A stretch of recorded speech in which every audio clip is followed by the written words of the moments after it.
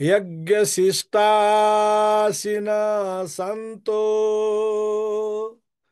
मुच्यन्ते सर्व किल्बिषै भुञ्जते ते त्वघं पापा ये पचन्त्यात्मकारणा भुञ्जते ते त्वघं पापा ये पचन्त्यात्मकारणात्। कति सुन्दर कुरा। 13औं श्लोक कर्मयोग तेस्रो अध्याय। जसले आफ्नो लागि मात्र आफै पकाउँछ, आफै जोडजाम गर्छ, आफै पकाउँछ, आफै खान्छ, आत्मकारण, त्यो बेला उसले भोजन खाँदैन। त्यो बेला उसले भोजन ग्रहण गरेको होइन, उसले पाप भुञ्जते ते त्वघं पापा ए पचन्त्यात्मकारणा। हाम्रो मन्त्र के हो? सहना भवतु, सँगै बाँचौँ, सहनौ भुनक्तु, सँगै खाऊ, सहवीर्यम करवावहै, सँगै बलशाली बनौ, तेजस्विनावधीतमस्तु, सँगै तेजस्वी बनौ, मा विद्वेषावहै, कतै कसैलाई द्वेष नगरौँ। यो हाम्रो उपनिषद्को मन्त्र हो। त्यही कुरालाई गीताले भनिदियो। जसले आफ्नो लागि आफै पकाउँछ, आफै खान्छ, आफ्नो स्वार्थ, आफ्नो वृत्ति, आफ्नो पेट, आफ्नै मात्रै आफ्नो मात्रै सोच्छ, त्यो मान्छेले स किम भुजन्ते, स किम भुञ्जते, पापमेव भुञ्जते, अरू के पनि होइन। त्यही भएर हाम्रो जीवन कस्तो होस् त? यज्ञमय होस्। यज्ञ शिष्टासिन, यज्ञबाट अवशिष्ट जुन छ त्यो मात्रै ग्रहण गर्ने, यज्ञबाट अवशिष्ट जुन छ त्यो ग्रहण गर्ने। दिनुस् दिनुस् दिनुस्, बचेको मात्र ग्रहण गर्नुहोस्। दिनुस् दिनुस् दिनुस्, अनि जे बचेको छ त्यसबाट मात्रै आफ्नो जीवन निर्वाह गर्नुहोस्। अथवा यज्ञ शिष्टासिन सन्तो, हाम्रो दर्शनहरूमा वैशेषिक दर्शन भन्ने आउँछ, ऋषि कणादको चर्चा आउँछ। कणम अत्ति इति कणादः।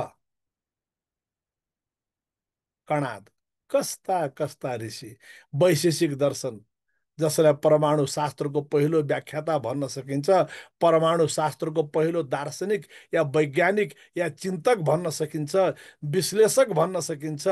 तिनले के गर्थे भने कणम अत्ति इति कणादः, किसानहरूले खलिहानबाट लानुपर्ने सम्पूर्ण आफ्ना अन्न नाली बाली जे छन् उनले आफ्नो घरमा भित्र्याइसकेपछि, खलिहानबाट किसानले सबै कुरालाई आफ्नो घरमा भित्र्याइसकेपछि जुन त्यहाँ खसेका केही बिउहरू हुन्थे, कणहरू हुन्थे, त्यसलाई मात्रै सङ्कलन गरेर उनले जीवनयापन गर्थे। खलिहानमा भएको दाना टिपेर, कण टिपेर, उनको नाम कणाद। यानि कि मित्रहरू, जीवन यस्तो यज्ञमय बनोस्, दिनुस् दिनुस् दिनुस्, र जसले दिन्छ उसका के हुन्छन्? सर्व किल्बिषै, सबै प्रकारका पापहरू नष्ट हुन्छ।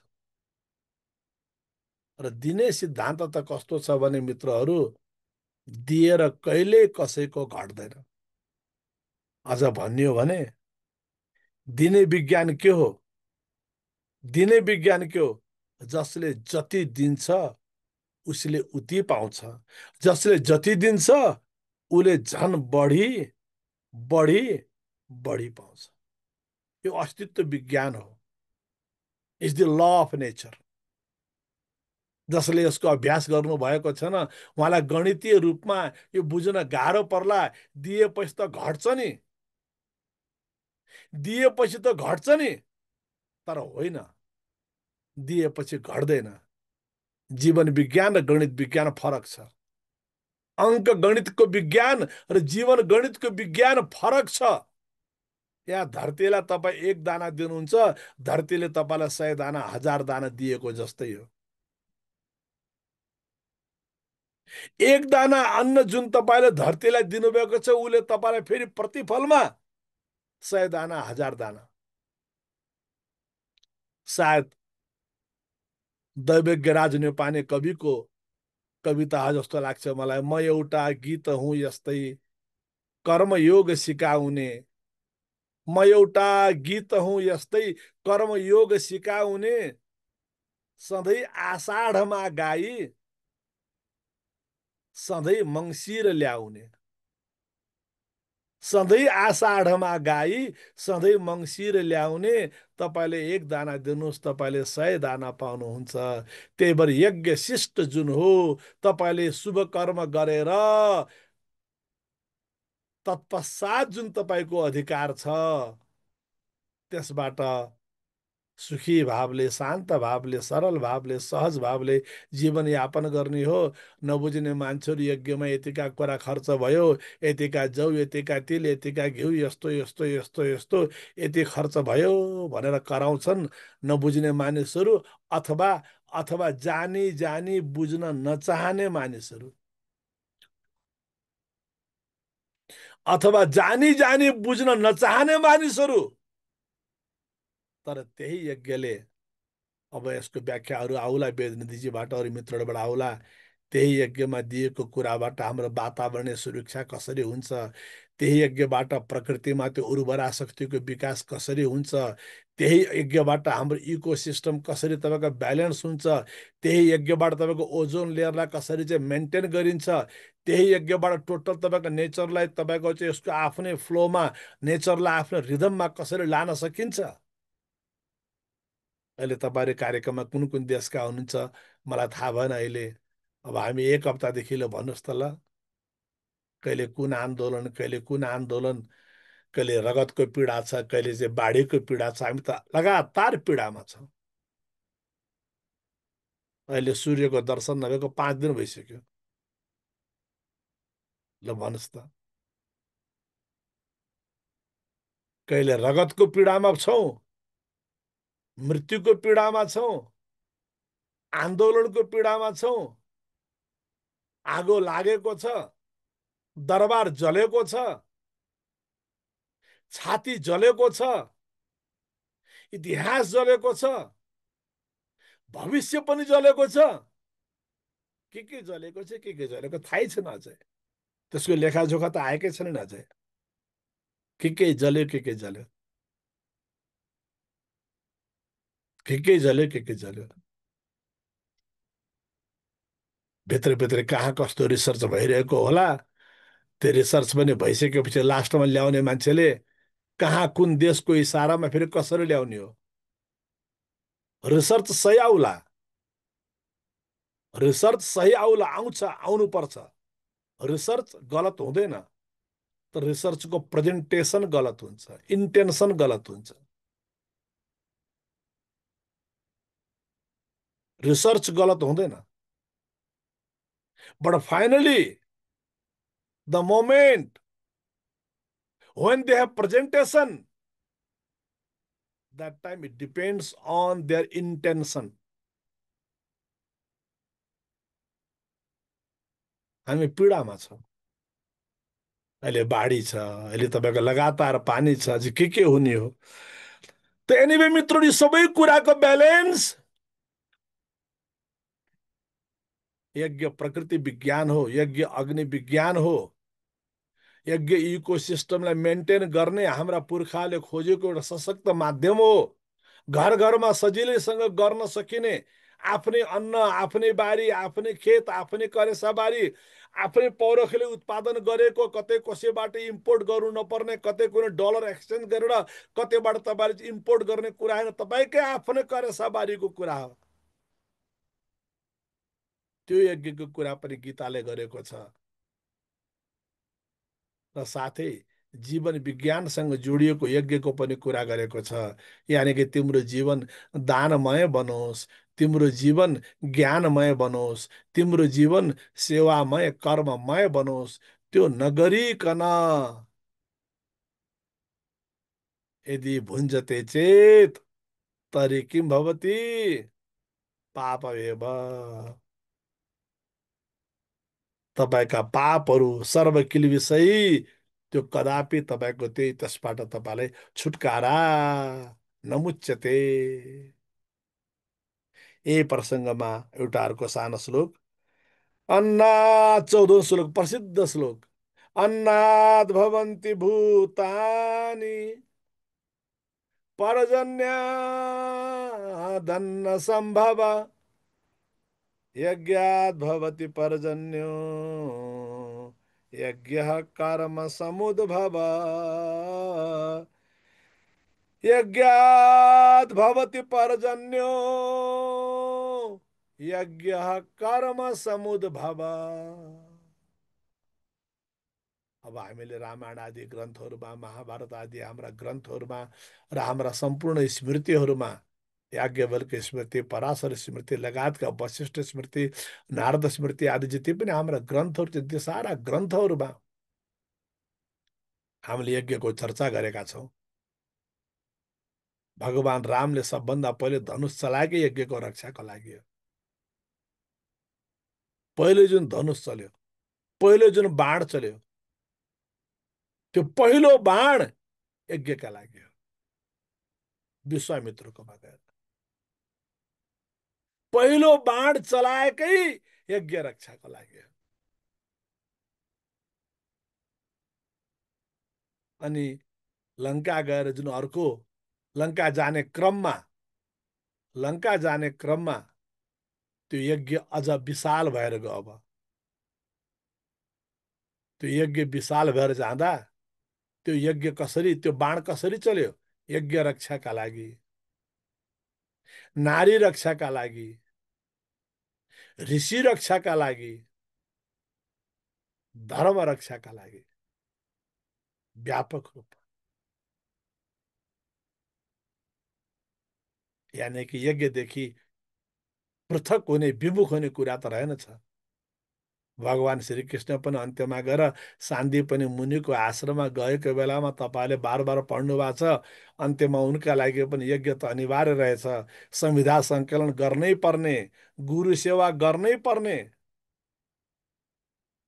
किताबी अध्ययनको कुरा कहाँ थियो र? पेज नम्बर 1, पेज नम्बर 2 थियो, त्यहाँ पनि थियो। तर त अहिलेको जस्तो त्यो परीक्षा पद्धति, अहिलेको जस्तो तपाईँको त्यो सिस्टम कहाँ थियो? त्यहाँ त गुरु सेवा गर्दा गर्दै, गौ सेवा गर्दा गर्दै, प्रकृति सेवा गर्दा गर्दै, यज्ञ सेवा, यज्ञ परिशीलन गर्दा गर्दै प्रकृतिले तपाईँलाई शिक्षा दिन्थ्यो। त्यो बेलामा गुरुले बोलेको एक वाक्य शिष्यले बुझ्थे। गुरु पनि योगारूढ, शिष्य पनि योगारूढ। तिमीले पढ्यो कि पढेन, तिम्रो होमवर्क पुरा भयो कि भएन, के को होमवर्क? तातो नै छार, गेट आउट, स्ट्यान्ड अप, केही थिएन, केही थिएन। गुरुले एकपटक बोलिदिए योगारूढ भएर, शिष्यले एकपटक सुने योगारूढ भएर, सक्यो। अझ कैयौँ प्रसङ्ग त यस्ता यस्ता छन्, न गुरुले बोले न शिष्यले बोले, गुरुले शिष्यलाई हेरे, शिष्यले गुरुलाई हेर्यो, खेल खत्तम। आंखों ही आंखों में इशारा हो गया, हमको जीने का सहारा मिल गया। मात्र गुरुले शिष्यलाई हेरे, शिष्य पनि नतमस्तक भएर, श्रद्धावनत भएर गुरुलाई उनले हेरे। Total transformation. के को स्पिच, के को पेज नम्बर 1, के को च्याप्टर नम्बर 10 एन्ड 13, कस्तो कस्तो कस्तो कस्तो त्यो जमाना, process of transformation, process of realisation कति विशिष्ट थियो, कति पृथक थियो। आजभोलि घोक्ने र घोकाउनेमा गयो, घोक्दा घोक्दा घोक्यो घोक्यो घोक्यो, जुन बेला सम्झिनु पर्ने त्यही बेला सम्झिनु तातो र चारो के रे के, सम्झिनु पर्ने बेलामा नसम्झेपछि घोकेर के फाइदा, के फाइदा। एयरपोर्ट जाने बेला पासपोर्ट हराएपछि के फाइदा लाग्छ, के फाइदा भयो। आपत्ति परेको बेलामा, दुःख परेको बेलामा आफ्नो मोबाइलमा मूल चाहिने मान्छेको फोन नम्बर याद रहँदैन, होइन त्यो मान्छेको नम्बर त मैले टिप्या थिएँ, के नामले टिप्या थिएँ, के नामले टिप्या त्यसो याद गर्ने के फाइदा फोन राखेर। त्यस्तै हाम्रो अहिलेको मोडर्न एजुकेसन घोक्या छ, घोक्या छ। पहिले घोक्नै पर्दैन थियो। स्मृति नष्टो मोह स्मृतिर्लब्धा, दडवास टोटल ट्रान्सफर्मेसन, टोटल ट्रान्सफर्मेसन। त मित्रहरू, कुरा यज्ञको भइरहेको थियो, यानि कि प्रकृति विज्ञानसँग जोडिएको जुन हाम्रो होम परम्परा छ, यज्ञ परम्परा छ, अग्नि परम्परा छ, त्यसको पनि आफ्नो महत्त्व छ। भौतिक जगतको सन्तुलनका लागि, अनि फेरि यज्ञको आफ्नो आत्म जागृतिका लागि, हरिबोधिनीका लागि। देवबोध, हरिबोधिनी पनि भन्छ, देवबोधिनी पनि भन्छ, देवोत्थान पनि भन्छ।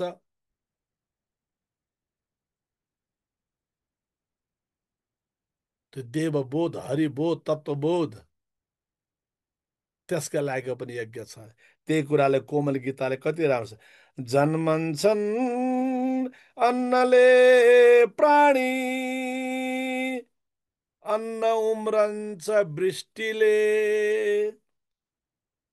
यज्ञले वृष्टि बर्सन्छ, यज्ञ चल्दछ कर्मले, यज्ञले वृष्टि बर्सन्छ, यज्ञ चल्दछ कर्मले। म 2-3 वर्ष पहिले पोखरामा गएको बेलामा एउटा पहाडमा गएको बेलामा एकजना पनि मित्रले त्यो त्यो डाँडो भनेर देखाइरहेको थिए। त्यो डाँडोमा चाहिँ हाम्रो पहिले मूल घर थियो। उनले भनेको कुरा, हाम्रो मूल घर पहिले त्यो गुरु देख्नुभयो त्यो डाँडो, त्यहाँ देखाइरहेको थियो उनले। अहिले हुङ्गी भन्ने, अहिले मैले पहाडको नाम नभुलेको भए तपाईँहरू जो पोखरासँग सम्बद्ध हुनुहुन्छ, पोखरामा अहिले हुङ्गी भन्ने पहाडमा, पोखरा बजारबाट निजी गाडीमा धेरै पनि लाग्दैन, आधा घन्टाको हिसाब होला, पौने घन्टाको हिसाब होला, घुम्दा घुम्दा घुम्दा घुम्दा घुम्दा माथि डाँडामा पुगिन्छ। विशाल शिव मन्दिर बनेको छ।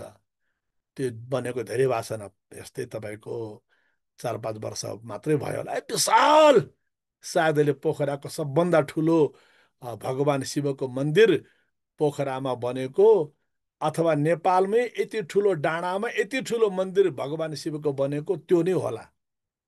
नेपालमै तपाईँको डाँडामा, टाकुरामा, बाप रे बाप।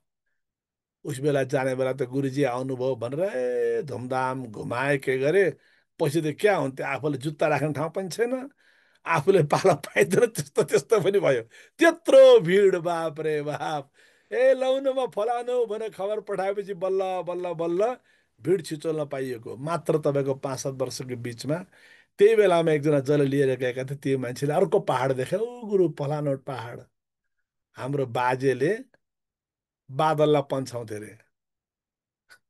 कस्ता कस्ता कुरा, मन्त्र भनेर बादललाई पन्छाउने, मन्त्र भनेर बादललाई ल्याउने। ल भन्नुहोस् त, मन्त्र शक्तिद्वारा बादल ल्याउन सकिन्छ है, मन्त्र शक्तिद्वारा बादल पन्छाउन सकिन्छ है, मन्त्र शक्तिद्वारा बादल बनाउन सकिन्छ है। कल्पना गर्नुहोस् त, गुरु राष्ट्र गुरु योगी नारायणजीको भाषामा ऋषि मुनि सबै शिशि मुनि भए। अब हामी पनि कुरा गरिरहेका छौँ। म पनि त प्रवचनै गरिरहेका छु, कसलाई दोष दिने। ऋषि मुनिहरू सबै शिशि मुनि भए भन्नुहुन्थ्यो। अहिले हामीसँग बादल पन्छाउने गुरुहरू भइदिएको भए नेपालमा बाढी आउँथ्यो। जब चाइनाले क्लाउड सिडिङ गर्न थाल्यो, नक्कली बादल आर्टिफिसियल क्लाउड्स बनाउन थाल्यो, मैले चाइना भन्ने नाम दियो, मैले त्यो पढेको त्यही नाम सुने हुनाले गर्दा यस्ता अब लगभग सबै देशले सम्पन्न भनाउँदा मुलुकहरू सबले बनाइसके क्लाउड सिडिङ, बादल बनाउने। भोलिका दिनमा बादलको बारेमा लडाइँ हुनेवाला छ। बादल युद्ध, फलानुको देश बादल पठाइदिए, खेल खत्तम। फलाना देशको बादल चोरी दिए, खेल खत्तम। कस्तो कस्तो विज्ञानले पनि दुबेको घटना त्यही हो, 2 वर्ष 3 वर्ष पहिलेको। क्लाउड सिडिङ त गराए, तर क्लाउडबाट फेरि पानी पार्ने बेलामा अलि के भएछ, त्योमा धेरै नजाउँ अहिले। आफूले नबुझाएको कुरामा, साइन्सको कुरामा धेरै बोल्नु पनि हुँदैन। पानी ओभरफ्लो भएछ, बादलले अर्को बादल तान्यो, के भयो, कसो भयो। म ठ्याक्कै त्यही बेला दुबई पुगेको थिएँ। मलाई बडा रमाइलो लाग्यो, स्वाद भेटिस् भने जस्तो।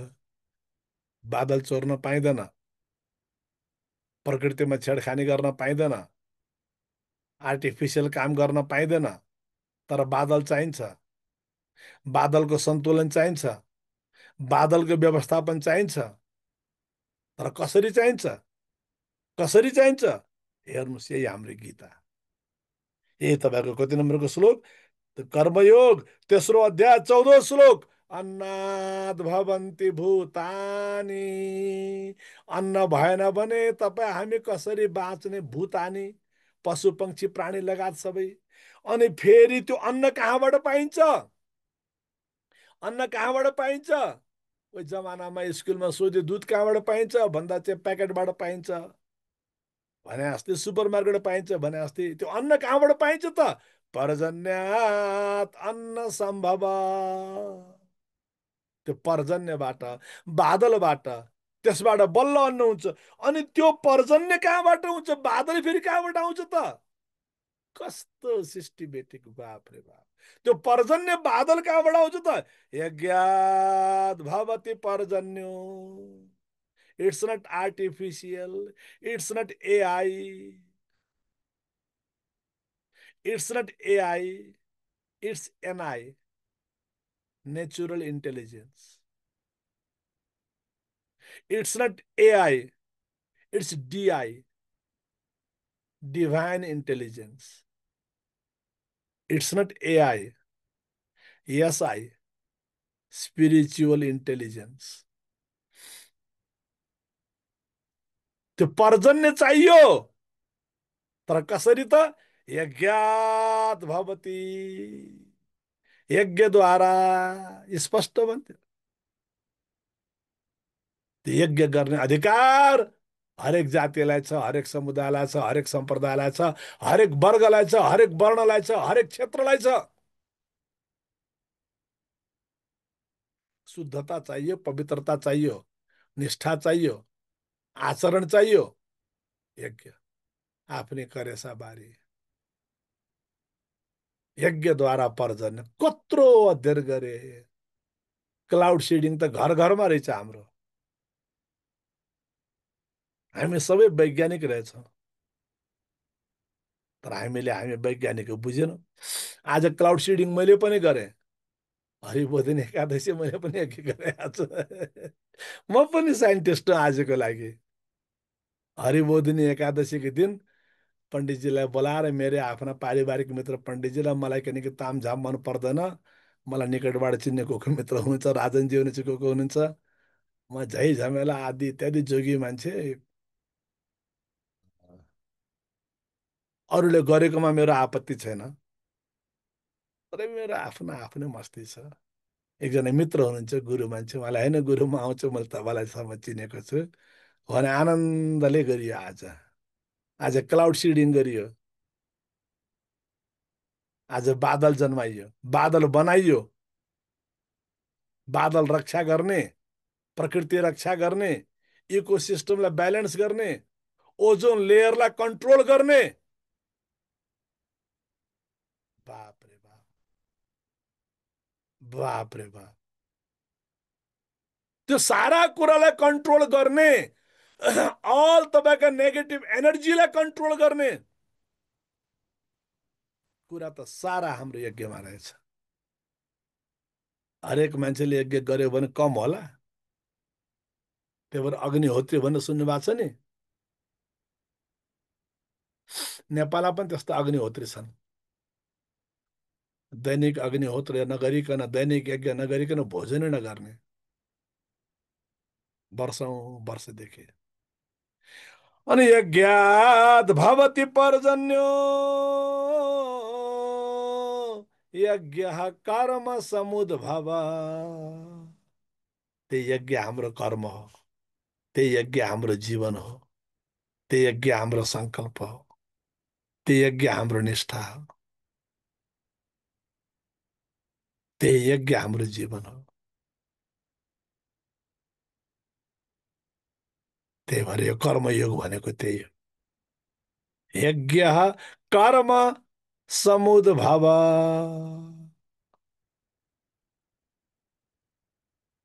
कर्मद्वारा नै यज्ञ हुन्छ। त्यही भएर कर्मदेखि पन्छिन पाइँदैन है, भाग्न पाइँदैन है। No one has any right to escape। हामी सबै कर्मशील बनौँ, धर्मशील बनौँ।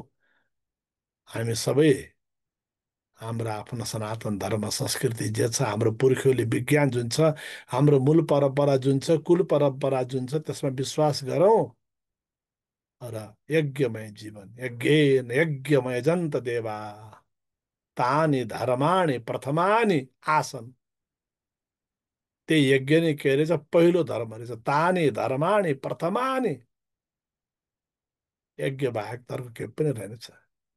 यज्ञ हवै श्रेष्ठतरम कर्म।